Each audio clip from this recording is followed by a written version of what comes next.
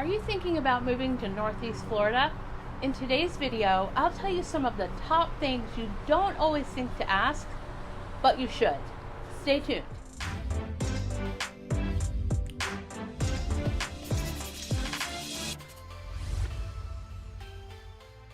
Hi everyone, welcome back to my channel. If you're new here, my name is Andrea DeLancy. I've lived in Jacksonville for over 30 years, and I've been a realtor here for 19 years. When you're thinking about moving to a new city or state, sometimes you're so focused on finding the right home and neighborhood and creating a whole new lifestyle that sometimes you forget to ask about the not so fun facts.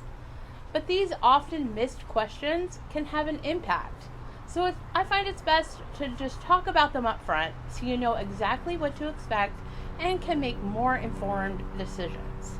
Number 1, property taxes. One of the biggest reasons people move to Florida is because it's one of the few states with no income tax, which can mean big savings. But how does Florida, and Northeast Florida for that matter, compare when it comes to property taxes?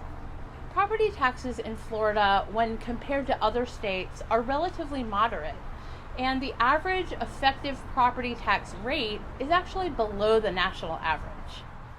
Property taxes in Northeast Florida, like the rest of the state, do depend on several factors, including the county and municipality where the property is located.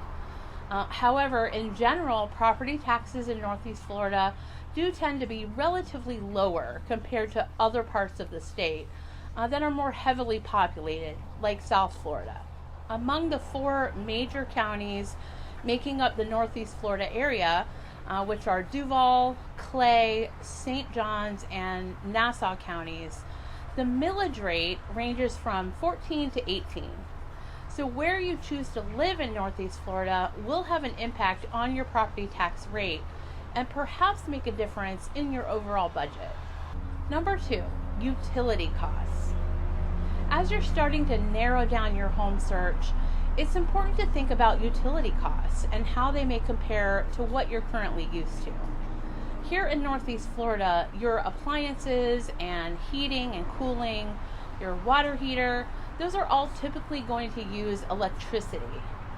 There are some communities or homes that use propane or natural gas, and solar power is becoming more common, but it's not the norm here, and that could be different than what you're used to. And you'll also have to think about a water and sewer bill, unless of course the property is on well and septic, which is usually found in more rural areas. Compared to other states and even other areas of Florida, Northeast Florida utility costs do tend to be moderate, but they're always going to depend on the size of the property, the age of the home, any energy efficient features, and of course individual usage. But it's a question you should be asking along the way. The excessive heat in the summer months here can mean much higher electric bills than you may be used to, especially if you have a large 2-story home or a pool. Something I have found when talking to a lot of my clients who move from other areas is the garbage pickup service works a little differently. In most areas of Northeast Florida, your garbage and recycling pickup is paid for through your property taxes. It's not a separate bill. And in some areas, you're even provided with a trash can and a recycling bin as part of the service. You can always ask about the specifics for a particular neighborhood, and you can contact the utility company to get a history of the utility bills for individual properties. I recommend doing this as part of your due diligence on a home. Number 3, traffic. I hear a lot of varying opinions about the traffic in the Jacksonville, Northeast Florida area, and it really comes down to perspective. If you're coming from a much more congested major city, you may find the traffic here to be relatively light. Or on the other end of the spectrum, if you're moving from a small town, you might find it's pretty frustrating. What you also have to keep in mind is because Jacksonville is the largest city by landmass, you may have a lot more miles to cover, and depending on your route, you could potentially end up with a much longer commute than you might think. On certain routes, a 25-mile trip can take an hour or more. The good thing about Jacksonville is there's usually more than one route you can take, which comes in handy.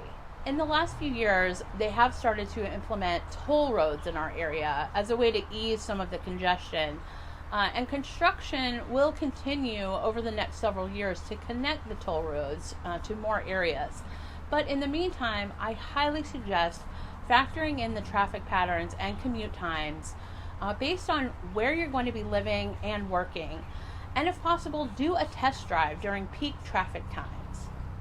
I hope you found this information useful, and as always, feel free to reach out to me anytime if I can assist you with your move. See you next time.